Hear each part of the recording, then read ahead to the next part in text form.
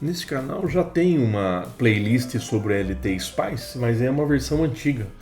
Eu já comentei que essa versão aqui em 2024, foi feito melhorias, ela tá excelente. Então eu quero repetir alguns vídeos lá que foram bastante procurados, como é o caso de fazer um potenciômetro, como outros circuitos novos, mas a partir dessa versão, então, né? Ela está com uma performance bem melhor.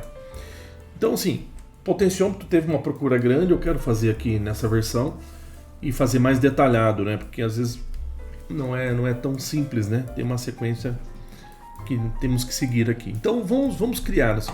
A princípio, né? Para criar um potenciômetro, o potenciômetro nada mais é do que um divisor resistivo, né? O conceito dele. Então vamos fazer um divisor resistivo aqui. Ó. Ok, vou pegar terminais aqui. Ok, e no meio aqui. Certo. Bom, posicionei ele aqui. Vou colocar rótulo aqui nos extremos. Vou chamar de 1. Pode ser input, o que for, porque isso não muda nada. Só o estilo que ele aparece aqui, né? 1. O 2 vai ser o 2 e esse aqui vai ser o 3. Então esse aqui é o 2. Esse é o 3. Ok? Aqui eu vou chamar isso aqui de um como se fosse um parâmetro, um valor Rx. Então tem que colocar entre chaves. Coloquei. Esse aqui vai ser a mesma coisa, mas você vai chamar de RY. Tá? RY entre chaves. Certo? E eu vou inserir aqui, vou aqui nas diretivas, vou colocar parâmetro. Então, vou falar aqui o valor do resistor, uma outra variável que eu estou criando, vai ser 10K. A princípio é só um valor padrão aqui inicial. E o valor do percent vai ser igual a 50%. Duas variáveis que eu vou usar. Então, uma chamada valor res, outra valor percentual, tá? Vou adicionar mais um parâmetro. Então, ponto parâmetro. O valor do Rx vai ser igual. O Rx que eu coloquei lá. Abre parênteses. Vai ser o Vres, o valor da resistência, vezes o valor do percent, dividido por 100. Né? E fecha o parênteses. E aí, o Ry vai ser igual o meu valor do resistor menos o meu Rx, né, que é o complemento, né, ok? Então, aqui. Beleza. Agora, eu estou montando um circuito normal. Vou colocar uma fonte para ver esse meu divisor resistivo aqui, tá? Então, vou colocar aqui Aqui eu vou dar um espaço. Então, agora eu vou só copiar esses rótulos aqui, para mim alimentar os extremos aqui, né, com a fonte ali. Então aqui, ó. Ok? Então essa fonte aqui, vamos supor que ela é 10 volts a princípio, para não ficar fazendo conta. Olha, é um divisor resistivo, estou alimentando com 10 volts nos extremos, e aqui eu vou ver como está na metade, o cursor estivesse na metade, é um valor resistivo dividido pela metade. Então é como se fosse o cursor do potenciômetro pela metade, né? E os extremos aqui é um potenciômetro de 10 ohms, é um divisor de 10K, desculpa, total. Então vamos ver o funcionamento. Tem que adicionar um tipo de análise, ponto de operação DC, ponto op aqui, que já me dá os valores certinho. Ok? Se eu rodar, né, olha lá, ele me deu que o V2, que é onde está o rótulo 2 aqui, com relação ao zero é 5 volts, porque está na metade. Então tá certo. Se eu vir aqui no meu parâmetro, né, mesmo que eu colocasse o potenciômetro para 5K, como eu não tenho carga nenhuma, ele sai no caso aqui fica de metade. Se for 5K, 1K, tudo a metade vai dar metade. O percentual, se eu quero mudar o percentual, vou colocar 70% agora, o valor do resistor R1 vai estar 70% do valor de 10K, então 7K. O outro vai estar com 3K, então vai dar uma queda de 3 volts em relação ao zero aqui no cursor. Então eu só mudei o percentual, e agora eu vou rodar de novo a análise.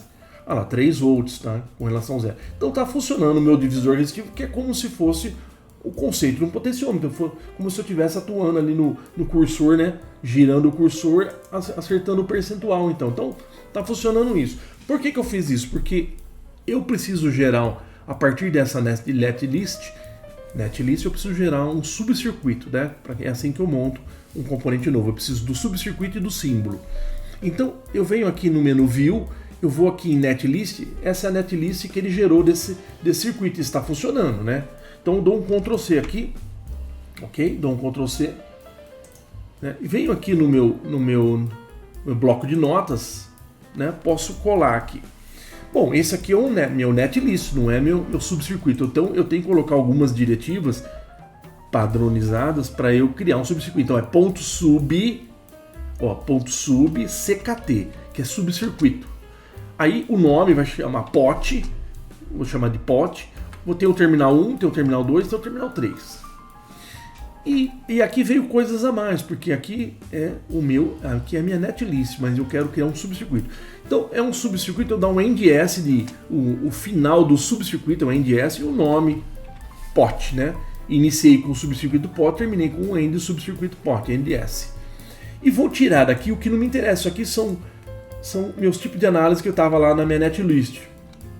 Ok? Uma outra coisa, esse parâmetro eu mantenho o RX, mas esse aqui eu vou colocar o valor do resistor, o valor percentual, eu vou colocar conforme a simulação que eu quero depois, senão não posso ficar fixo esse valor. Também a minha fonte não é essa padrão. Então o que eu deixo? Só o divisor resistivo, né, com os seus terminais e as fórmulas aqui, né, para ele se comportar igual um potenciômetro. Então agora eu vou salvar como. Só que agora o salvar como, olha, eu tenho que salvar aonde eu tenho a minha instalação padrão, onde eu tenho minha biblioteca padrão da LTSpice. Normalmente, às vezes ele cria em documentos uma versão, mas só para você instalar personalizado os seus circuitos, mas onde está a biblioteca padrão é em outro caminho. Aqui no meu caso, aqui no Windows, então lá em C2 pontos, vou aqui em usuários, user, vou aqui em appdate, local, e aqui eu tenho onde que ele está na biblioteca padrão, olha lá, LTSpice lib aqui.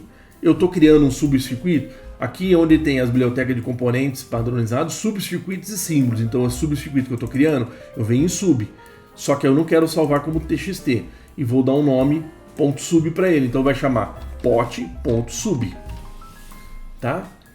No local certo, na biblioteca lá no sub, então ó, pot.sub, salvei. Substituir porque eu já tinha criado uma vez para testar, tá?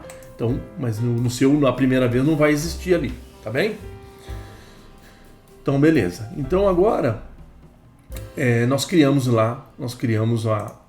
nosso subcircuito. Então eu posso até sair daqui, né? Posso até sair aqui do meu circuito que eu criei a princípio para criar, né? Para ter a netlist e criar o subcircuito. Não vou salvar. Eu posso abrir aqui.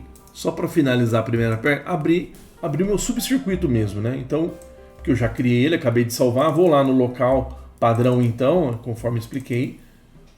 Vou abrir, vou lá em LTSpice, vou em lib e vou em sub e vou achar agora, eu só peço para enxergar todas as extensões, vou colocar o P aqui. Olha lá o pot, vou abrir aqui, então ele abriu, olha lá. Ele é um subcircuito meio, tá padronizado o que eu salvei, ok? Então é isso. Então, para essa primeira parte, para não ficar um vídeo, vou fazer muito corrido, para não ficar em um único vídeo muito corrido, eu vou estar finalizando. Então, a primeira parte nós criamos um circuito normal, que é um divisor resistivo, que basicamente é o comportamento do potenciômetro, nós testamos, e aí, para ter certeza que está funcionando, nós testamos, simulamos, e a gente foi na netlist, copiou a netlist, salvou como, criou um subcircuito, então extraiu dali do que era da netlist para ficar puramente um subcircuito só do potenciômetro, que é esse resultado que nós temos aqui agora. Então nós temos lá o subcircuito criado, ok? Então vou finalizar essa primeira parte e vamos provavelmente concluir no segundo vídeo. Agradeço a atenção, muito obrigado.